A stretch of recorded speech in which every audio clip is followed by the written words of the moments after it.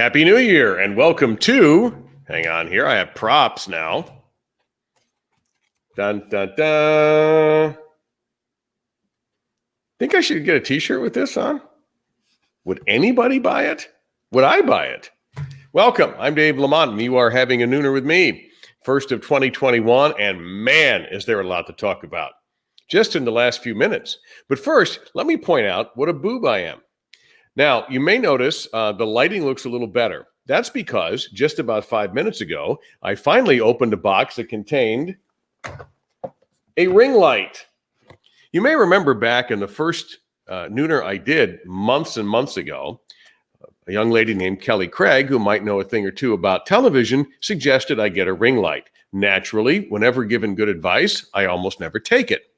However, my in-laws, who know quite a bit about television and lighting, did give me this beautiful gift. And at 11:50 Eastern Time, Mark, I finally remembered that there was a box sitting here, and I put the light together. I don't know if this looks great or not. I do know that I can do this, change the light, make it a little moody, or leave it like here. I don't even know if I have it in the right place, but that's a start.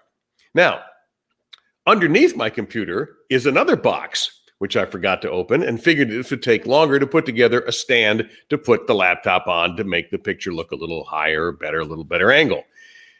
This also I recognized at about 11:50. So you may ask, what have I done with myself since then? Clearly, very little productive. Clearly. However, let's get to it. Because I don't even know where to start. I'll start with all the breaking stuff, the stuff that's happened in the last 2 or 3 hours. Just read, no surprise, Anthony Lynn was let go by the LA Chargers as their coach. Just as expected as the Adam Gase firing announced, just as expected as the Doug Marrone firing announced. And so the top 2 draft picks, and barring trades coming up, will have new head coaches. The Chargers were expected to fire Lynn. I mean, they won some games at the end. They won a game yesterday against Kansas City, who really didn't put their best foot forward. So there you go. You're caught up on NFL head coaching changes. The NCAA has, I believe, very wisely announced that they are going to have the men's basketball tournament this year entirely in the state of Indiana, primarily Indianapolis, which is very well set up for this. Remember, they've hosted Super Bowl, at least one there.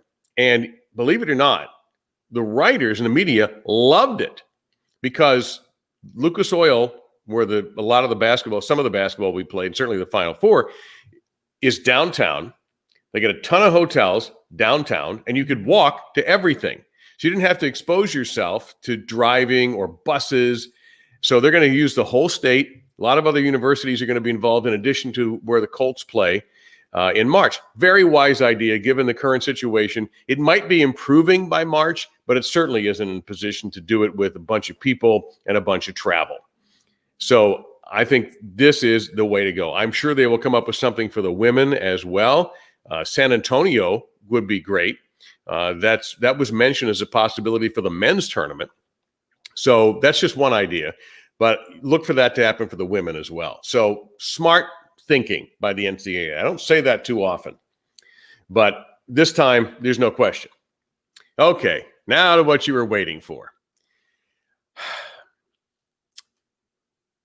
I really don't know where to start. I don't know if I should start in order or an order of what's really bothering people. And I guess that's what I'll do first, because if you are, and I'm going to confine this now to the state of Florida. If you are a fan of the Gators, the Hurricanes, and especially the Dolphins, you are foul still over how your season's ended. Florida, an embarrassment in the Cotton Bowl. Miami fell behind by 21, fought back, actually had the ball down 6 with about 4.5 minutes to go, I believe it was, and had a chance, but didn't get it done. And, of course, the Dolphins yesterday, So we'll start with them, because this is, to me, all right, you know the line, it's you only get one chance to make a first impression, right? You're talking about meeting somebody, maybe somebody you're going to date, maybe somebody that you're going to work with, and he or she makes a terrific or a terrible first impression, and that sticks with you. Well, in sports, you only get one chance to make a last impression. And none of those teams I just mentioned left a good one. And for the Dolphins, who began the day with a 75% chance of making the playoffs. This was counting Pittsburgh sitting their starters against Cincinnati. Before that was announced, it was 88%. This was shown on NBC last night. Steve Krasinski, who does that, who made himself a star in the election, had it at 88%, then cut it to 75%. Still, not bad. Well, we know what happened. Buffalo played Josh Allen just long enough to build a big lead. Then Matt Barkley looked like he was playing against Oregon State in the second half. And the one thing that had held the Dolphins together pretty well, the defense just utter collapse. Somebody opened the oven on the souffle, and down they went. And offensively, well, that's what really has everybody fried. Without Ryan Fitzpatrick, who was on the COVID list and who would have absolutely played in the first half of this game based on how slowly Tua started, you only had Tua. So this was his big moment. Could he really do this? You know the answer. And it has led to a debate around town and even around the country that now, after a shortened starts for Tua, I think it was 6-3 in his starts, people are ready to put him in the nearest blue bin. Not recycling, trash. He's not good enough. I knew he wasn't good enough. He can't cut it. Well, to me, it's a lot more nuanced than that. Maybe as I age, maybe having been around the game, not the NFL, but football, and dealing with coaches and players and listening what they have to say, some of which is complete crap, but a lot of it is not. I don't believe you're going to throw him in the trash bin. And I don't think, well, I shouldn't say I don't think, but if I'm the Dolphins, I'm not taking that third pick and picking a quarterback. Do I take it with the 18th pick? Do I have to remind you, the Dolphins, who you now hate, I have 4 picks in the first 50, 2 in the first round, that could either be capital for more picks or capital for real live bodies of experienced players, or you just use 4 draft picks. May I also remind many of you about tank for Tua. You wanted him, you got him. And now you're ready to get rid of him. Even though he barely has a running game, although Myles Gaskin might be the answer at running back, they're going to need more. Nobody does a one running back. Hardly any teams do it anymore. Maybe Minnesota, maybe a couple of others, Tennessee, but Derrick Henry's not going to last forever at that rate, even as strong as he is. You need help with receivers. I'm going to curse here and forgive me, but I have a way of judging a team's offense. Couple things. Obviously, quarterback's number one. Number two, do you have what I call an oh shit player? That means that that player is so scary to the other defense that when they see him, that's what they say. Well, the Dolphins do not have that type of player. Thought it might have been Devontae Parker, but he's in and out of the lineup. He has his moments, but you've got to do better than moments. Gesicki's a solid tight end. He should be around here for a long time. Best tight end they've seen in this town, I think, in a while. But you don't have that guy. So I think the trick is, can you build around Tua? Does he get a season next year? Or do you open the job up? And Brian Flores may do that. I'm not sure what's going to happen with the backup position. Maybe you do draft. But I'm amused. Actually, I'm not amused. I'm a little put off by the hatred. Here's the problem, though. It's fresh hatred. You're angry. Remember the lecture? Not the lecture. Well, it may have felt like a lecture. The whole thing about expectations, the dirtiest word in the sports language, the E word. Well, you got them raised. Now, you knew Buffalo wasn't going to go down easily, and I certainly didn't think that Josh Allen was just going to, sit on the sidelines watching Stephon Diggs floss his teeth. I figured he'd play. By the way, that cat's a stud. He's a stud. Anyway, the Bills built around a quarterback. They went and got Diggs, maybe the most significant signing in the offseason, as it turns out, the way this year has gone, right? Hugely significant. And the Bills look really good, like good enough to beat Kansas City good. Because they may be able to get into a shootout with Pat Mahomes. And the Chiefs offense, then throw yesterday's game out, okay? Forget that. Even then, it was starting to slow down a little bit. Have they figured something out? One of the things they're doing is they're hitting Mahomes more than normal. So is his offensive line a little weaker? These are the things you think about. Now, back to the Dolphins. Defensively, they do need to improve their pass rush. But the secondary, again, throwing yesterday out, you probably have the defensive player of the year back there. And you went to 10 wins a year ahead of schedule. I'll use another one of the cliched, if I told you, ... I hand you an envelope in August, and it says 10-6, missed the playoffs. But 10-6, you'll take it. Most people would have taken 10-6. No questions asked. But now that 10-6 has people throwing furniture, cursing the gods, all these things. I get it. I get the disappointment. You have a right to be disappointed. It was a stinking laying bomb egg, and you had in your hands the chance to make the playoffs. You didn't even have to worry about Baltimore. You shouldn't have had to worry about Cleveland. You shouldn't have had to worry about the Colts, who, by the way, were until they finally got going and recognized they were playing Jacksonville. How do you think those fans would have handled it if they'd blown that game? So you were let down. You're hurt. I now see why the divorce rate in the United States is so high. Boy, the first time a loved one lets you down, you're ready to kick him or her right out the door. I don't think Brian Flores or Chris Greer need my advice. A thought for me would be to build around Tua. Rookie quarterbacks sometimes don't do well. And the guy who made it really bad is Justin Herbert, who lit up Kansas City yesterday, who finished really strongly, probably going to be Rookie of the Year. Big numbers. He, too, will be watching the playoffs from home. Chargers have lots of other issues. Actually, they have probably better receivers than Miami does. But Justin Herbert could have been drafted by the Dolphins. I don't remember any junket for Justin t-shirts or hack for Herbert, but I remember tank for Tua.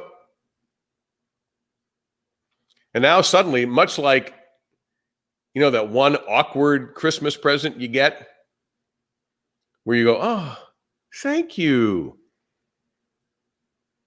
We all get them. The other person means well. Well, that's what Tua feels like to you right now. The awkward Christmas present you don't know what to do with, and you don't want to open it, you don't want to play with it, you don't want to read it or wear it. You don't want to eat it. You don't want anything to do with it. And you may be stuck with it. He might even get better. Did you think of that? What does he have to do? Well, the biggest thing that I can tell from just talking to people is he's got to get rid of the ball more quickly. Now, why do you think the game plan is so conservative? Is it all on Chan Gailey, whom you all now hate? Not entirely, because I'm pretty sure that game plan gets looked at by the head coach. I know Brian Flores is a defensive guy by trade, but he's the head coach. And the game plans for Fitzpatrick and Tua are clearly different. So they put together the game plan against a particular team that they thought would work, obviously. And this is obviously it did not. So maybe you get a new offensive coordinator. That's probably going to happen. Either Chan Gailey says, you know what, I don't need this crap anymore, or the Dolphins show him the door. Good man, by the way. But can you afford? I mean, I didn't even realize this stat till I saw it today. I think it was in the Sun Sentinel. The longest completion for Tua this year is 35 yards. Now, that has to change. You stretch defenses in the NFL or college football, heck, even high school. And that's one thing the Dolphins don't do. And that has to change with Tua. Now, if you don't think he can do it, that's another thing altogether. But right now, you've got to find out. And they did. Why do you think they did this in the first place? And with Tua primarily as your quarterback, with Fitzpatrick running in there in and out, one time winning it, one time not winning it, the Denver game. Y'all kind of forgot that. So I'm of the mind to build around him and see what happens. I will add this. If they draft a quarterback, say with the 18th pick, okay, I get it.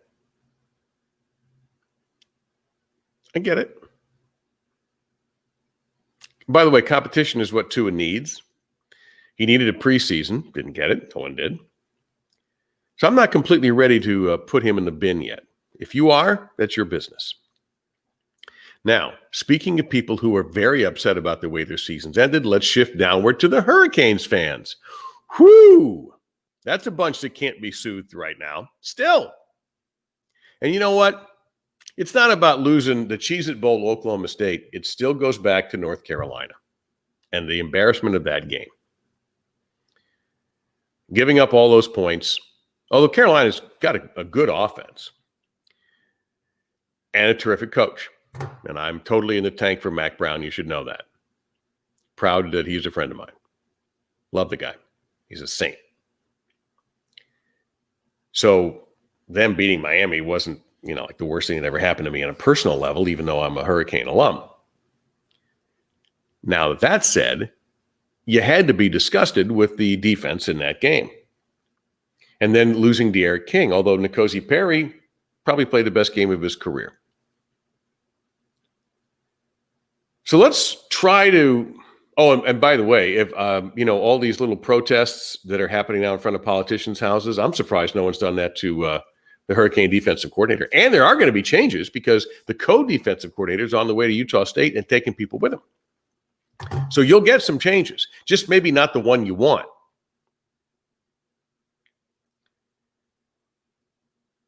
So let's look at some facts.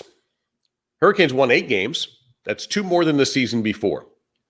They stopped losing to crappy teams. The only losses they had were North Carolina, Oklahoma State, and Clemson, who was good enough to make the playoff before they got waxed the other night.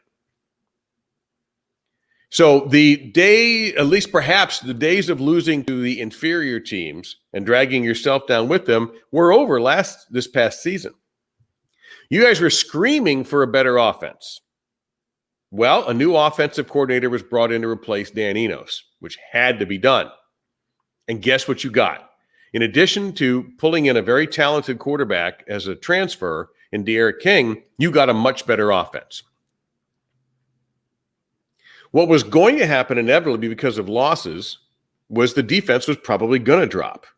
Did it drop a lot? Well, in one game it certainly did, and that's why I go back to you only get one chance to make a last impression. And I'll tell you this, the Hurricanes and last impressions have been pathetic. In the last 11 bowl games, there's one win. That was Mark Richt's first year. And I remember watching that game and thinking to myself, my God, they finally got an adult as a head coach, and the program is in great hands. And then they go out and they rip out 9 or 10 in a row the next year, and then including the big Notre Dame game. And then it all goes into the toilet for Mark. The offense goes stale, and he says, to hell with this. Now, he probably wouldn't use that word because he's a religious man, but I said it for him. Actually, I've seen him curse, and then he apologized for it. I was at a practice one time, and he cursed. And he said, I'm sorry I had to use that language. That's Mark Richt in a nutshell right there. Another good person, by the way. Anyway, so there were some improvements, but you can't see that. You can't see the Dolphins getting better. You can't see the moves made by the organization because of this is what it looks like to you. It's a blur.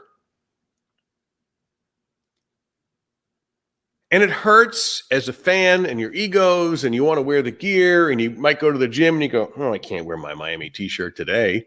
People are going to make fun of me. It'll be okay. And I'll tell you another thing. I have a philosophy. And this came from the late Red Auerbach, the coach of the Celtics for all those titles in the 60s, 50s and 60s. And then he general managed them for a long time, drafted Larry Bird. And he had great years as a GM. As a coach, he did real well. And he kept his guys. Now, this is a different NBA. There's no free agency. There's none of that stuff. But he would say, if you want to keep losing, keep making constant changes. Just keep making changes over and over again, and you will lose. Pick your team and give it time. And that works for players, and I think it can work for coaches. Unless you're a total disaster like Adam Gase, who should never have been hired in the first place. The idea of just going through coaches isn't going to work, because every time you fire a coach, you might bring in a guy with a different philosophy, and in the college game, that means recruiting differently. And in this case, you look for this guy who does this better, but the guy I have now doesn't fit.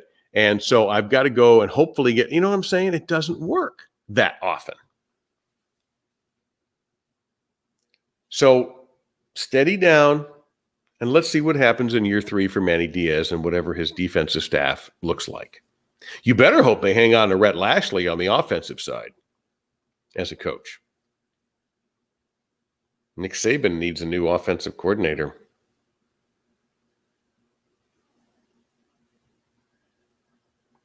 The Gators. 3 losses by 10 points until Oklahoma, who was really coming on, by the way. That quarterback of theirs, only a freshman. And he's got a great quarterback guru there in Lincoln Riley. That kid's going to be a Heisman candidate, and soon. But Florida has a Heisman candidate quarterback who barely played in that game because I think Dan Mullen realized, what am I going to do, get him hurt? Ruin his NFL chances? Start thinking next year, which a lot of coaches do in bowl games, by the way.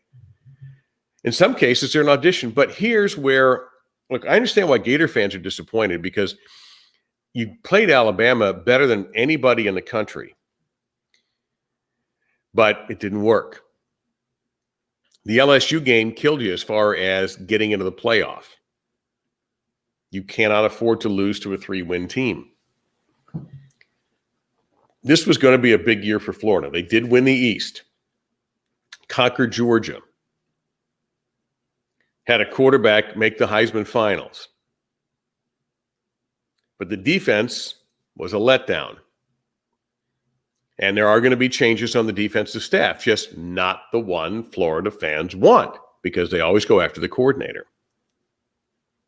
Doesn't look like Todd Grantham's going to lose his job. My problem is with Dan Mullen's post-game statements. Frankly, they're insulting. Calling his players that didn't opt out the scout team, saying Oklahoma did well against our scout team, is an insult to those kids, even if they are on the scout team. Yeah, there were guys out there. I watched a lot of Florida games this year. There's a lot of guys out there. I didn't know who they were. But they played. They played for you, Dan Mullen. And they played for the university. They played for the colors. They played for the symbol. They played for the fans. They played. They did what they could do. And you downgraded that publicly. Sorry that a lot of your guys opted out. You know what? That's the risk in college football these days. And Florida has a ton of talent. You're going to hear a lot of Gators get drafted, offense and defense. But for him to say that is insulting to Oklahoma and insulting, by the way, Dan, you and your staff recruited most of those kids. They're McElwain leftovers, the guys who were leaving. But these are your guys, and you stabbed them in the back.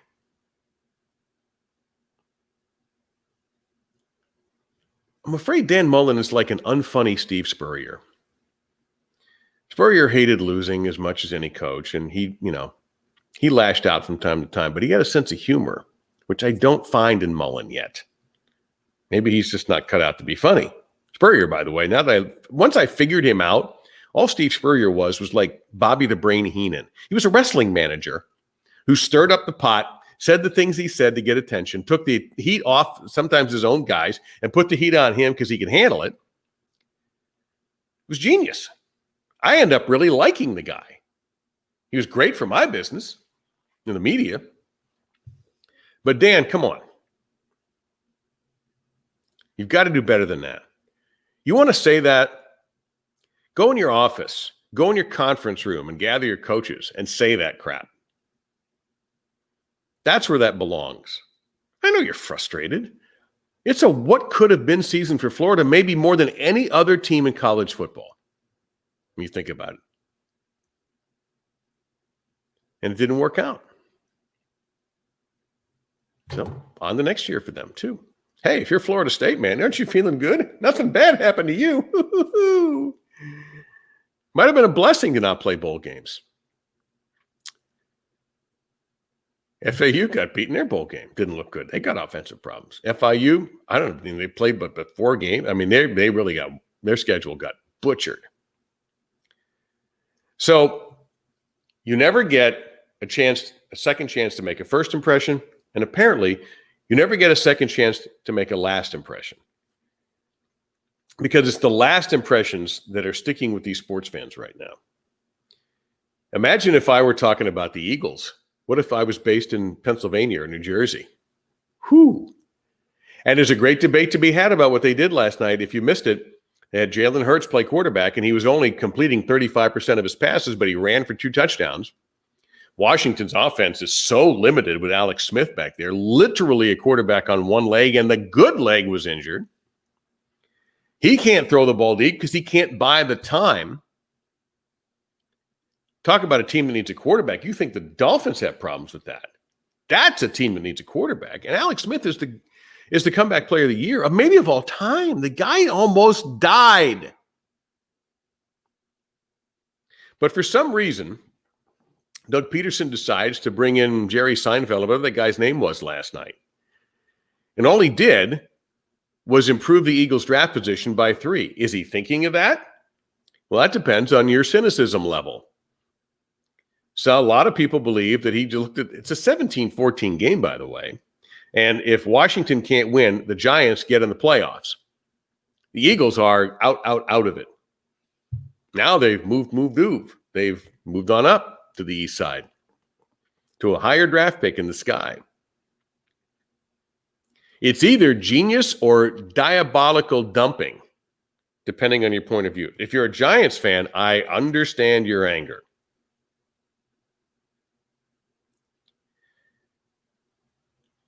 Peterson says he was trying to win.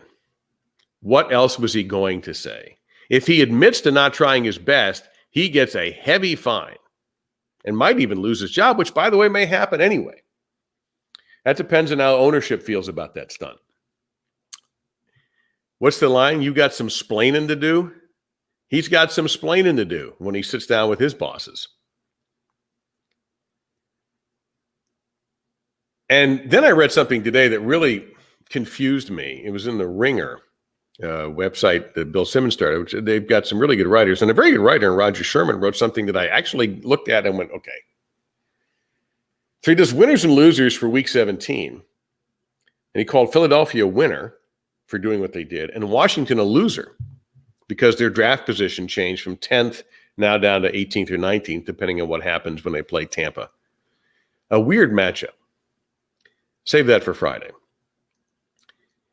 And I thought, okay, why is Washington a loser for winning the division and getting in the playoffs?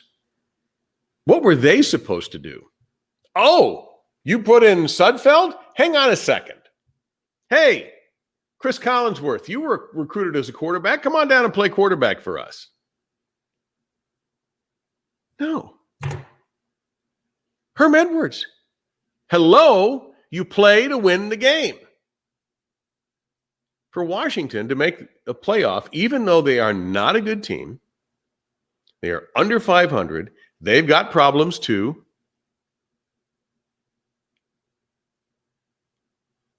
They got rid of one of them, though. But they gotta, it's not a loss for them. It's a step in the right direction for all they've gone through this year with a head coach fighting cancer. At times being so tired during games or practices that he couldn't stand up.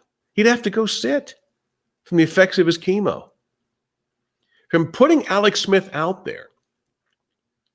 And then in the first game he plays back, the defensive, the great Aaron Donald jumps on Alex Smith's back. Now, Aaron Donald wasn't trying to be dirty. He's playing football. But what do you think? Alex Smith's wife is at the game. What is she thinking? She had to nurse her husband, along with a lot of medical professionals, back to where he could walk. Not play football, walk. And there he is, doing what he can, which isn't much, but it was enough. So I don't see them as a loser. So that bothered me a lot. I stopped reading the column, and normally I like that column a lot. So to me, if I'm the NFL, I'm ringing up the bosses at NBC and going, hey, so next season, Sunday night opener, how do you feel about the Eagles and Giants? We'll put the game in New York or New Jersey, or whatever the hell they play. How does that sound? I like it. And normally I'm pretty sick of NFC East matchups. There is no game I will not watch more, and I said not watch more, than the traditional Sunday night Cowboys-Giants matchup. I've had it up to beyond here with that one. That will guarantee I will not watch that. But that one I'll watch. I think that's the way you start your season on Sunday night, with a little East Coast ratings grabber with a lot of dislike between the teams. And there was already anyway. Now, when the Giants feel like they got hosed, come on. So to wrap things up, the last impression, it's like that lingering odor that's in a room and you can't figure, it gets in your nose and you can't get away with it. A good, perfect example of this. My wife and I had gone out with a couple of other people for dinner the other day, ended up at an Italian place that had garlic rolls. She puts her mask on yesterday because we had to run to the store, and she goes, oh my God, my mask smells like garlic. That was the last impression. The dinner was great, but the last impression was that garlic. And that's what you have right now. If you're a dolphin or a hurricane or a gator, you have that garlic smell, that smell you can't get rid of. It might have smelled great when you were eating, but now it's not so hot. And that's what you're suffering with right now. Guess what? It goes away. And you can start looking for next season because you got no choice. So that'll do it. So again, should have a dedicated Nooner page on Facebook very shortly, hopefully by the end of the week. It's one of those things, because I don't know much about this stuff. The person who's helping me, I feel like every time he emails me, I always have another question to ask. So I don't know how close I am to actually having this launched. So I'm going to see if I can push him to get it ready by Friday.